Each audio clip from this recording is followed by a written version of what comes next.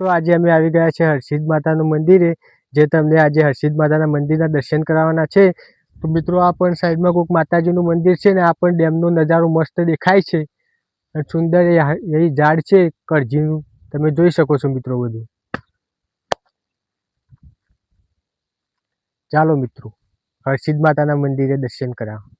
અહીંયાથી આવતા જ પહેલા ગુરુ મહારાજનું મંદિર આવે છે, તો પહેલા આપણે ગુરુ મહારાજના મંદિરના પણ દર્શન કરી લઈએ મિત્રો।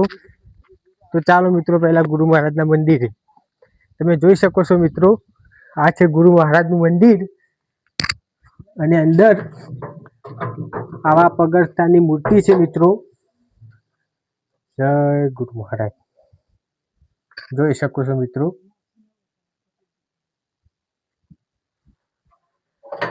તો મિત્રો હવે અમે ફાઇનલી હરસિદ્ધ માતાના મંદિરને ગેટ પાસે આવી ગયા છીએ અને હવે મંદિરની અંદર પ્રવેશ કરીએ છીએ મિત્રો।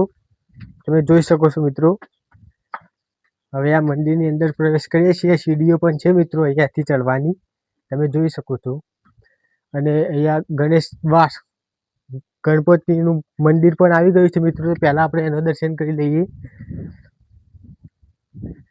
બંધ છે મિત્રો આજે મંદિર, કોઈ હાજર નથી, આપણે બહારથી પગે લાગીએ છીએ। જય ગણપતિ।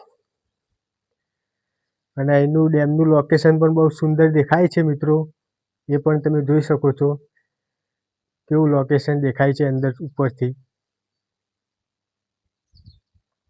તો મિત્રો હવે અમે હરસિદ્ધ માતાના મંદિર જવાની સીડીઓ ચડી રહ્યા છીએ।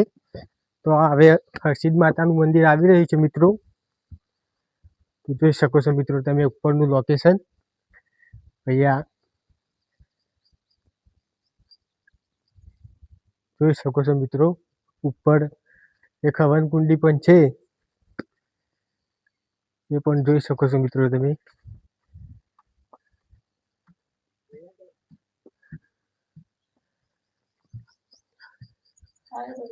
આ છે મિત્રો હરસિદ્ધ માતાનું મંદિર, એ પણ બંધ જ છે કારણ કે આજે કોઈ હાજર નથી। બહારથી દર્શન કરીએ છીએ। જય હરસિદ્ધ, જોઈ શકો છો મિત્રો તમે હરસિદ્ધ માતાનું મંદિર, આ પણ મંદિર જ છે, એ પણ તમે જોઈ શકો છો મિત્રો। પથ્થર, અહીંનું ઉપરનું લોકેશન તમે જોઈ શકો છો મિત્રો। અહીંયાથી પણ સુંદર લોકેશન દેખાઈ રહ્યું છે બધું, તમે જોઈ શકો છો મિત્રો। થઈને જ અમે આવ્યા, આ રસ્તો તમે ત્યાં જોઈ શકો છો।